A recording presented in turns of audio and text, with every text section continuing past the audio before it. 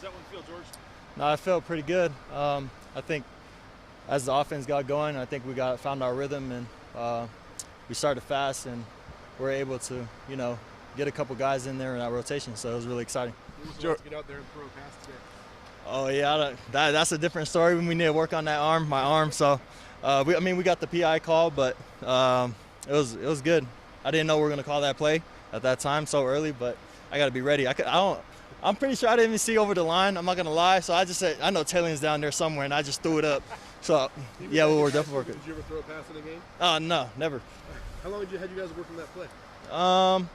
I'd say like about 2 weeks, 2 to 3 weeks. So yeah. George, your 49-yard touchdown run. Could you take us through that? And do you know what you're doing when you're doing it out there? Because I mean, that was pretty ridiculous the way you finished that.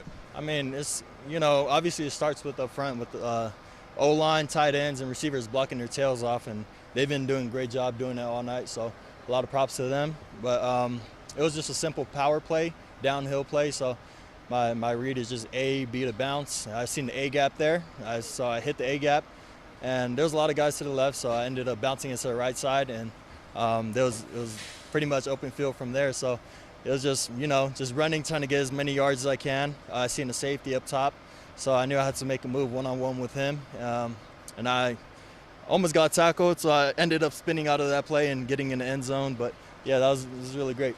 How are you guys able to kind of keep that offense going in conditions that aren't necessarily friendly to offensive movement? I think just establishing a run game and having those guys, everyone do their job obviously, but having dependable depth and with the running back rooms. Also, we had Ashton Genty out there busting up a big run in the beginning with the mid zone and different plays. So it's definitely a blessing to have the guys who can go like that.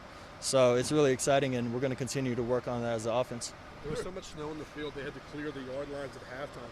What's it like running on a field like that?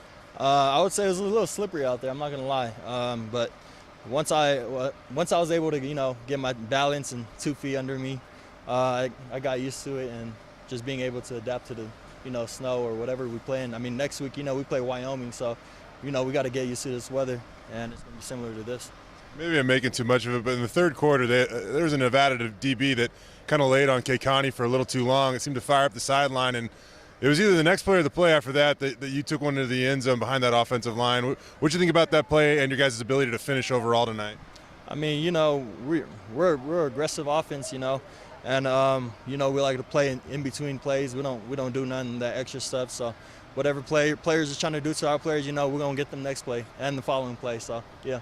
George, if you win next week, you're in the title game. I mean, it's win and you're in now. What's it mean to you guys to be in this position now? It's definitely a blessing, just being able to compete and possibly, play back home in Mountain West Championship. That's going to be big time for us. So, we got to continue to be humble and hungry, and just continue to play one game at a time, take it one game at a time, for sure. George, how are you going to appreciate these last couple of weeks? And I mean, is there something else for you after these weeks? When do you make that decision? I'm just taking this one game at a time. I'm trying to accomplish this goal. It means a lot to me, it means a lot to the team. So I'm not worried about none of that later on. So yeah. You saw Mad Dog get in there, quarterback late in the game. What can you tell us about Mad Dog? Oh, the whole sideline was pumped up. Everyone was excited seeing Mad Dog get in there for his first couple plays. But I would say everybody was really juiced and happy. Just to see Mad Dog. We seen Colt Fulton in there. We seen Sam Vidlock. We even seen our freshman running back Ethan Makita in there. And he had one run play for 3 yards, so that's really exciting. With Taylor, I mean, he's had everything seemingly thrown at him in like the last 5 weeks to play in these conditions. Took some shots down the field, and then finally somebody didn't contain him on the outside, and he made him pay. So, what do you think of his performance tonight? TG, he's a playmaker, man. Every time he gets his chance to make plays out there, we can count on him. We trust him, and he's going to continue to do great things for his program. Thank you. Appreciate you guys.